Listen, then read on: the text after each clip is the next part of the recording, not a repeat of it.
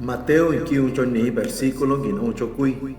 Dona kincho kui ning ya Jesús do a Galilea. Na ho ta na do so Jesús nung de nang oe. Sinat ya Jesús na kwani hu. Sa ho min de ni ya tin de na yu na hu. Kya ho tan ha Jesús na nyu do so nung de. Cha ba na di o so na kya na. Na han sin thong na ho chọn lôi na ho chọn nang quỳ. Thì hô cách sao cha ba na ho chọn nang quỳ. Đồ căn ao nang an nuôi ni ya ha. Căn na wa on an i kyo shuai ta kyo shuai an man hu. Đồ căn na ma on nong de na an na de cha so ni on na de kia con nong de o. Đồ căn hôn on na ha.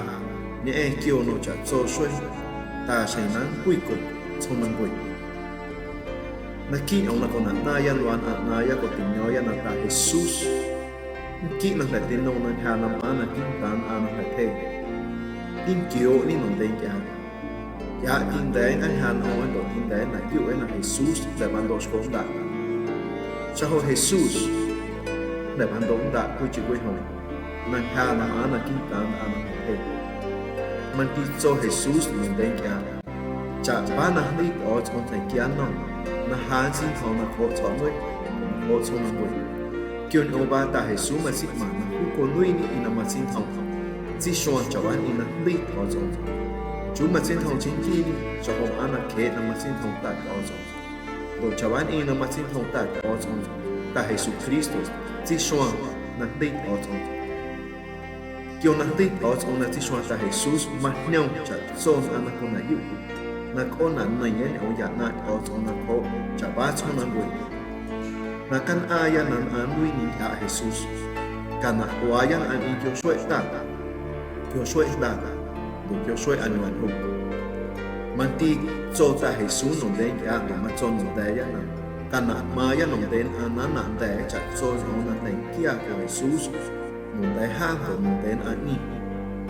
to di luen sun o ya na hun e kyo no cha so shwe ta shin nan hui ko chon nang gui do hon wan on na ko ti na chi shwa ta Jesus na jun e kyo ana ma chiu ko ko ni hui shwe be shwe de shwe ni kya ma chit kya ni kyon ana ko na yu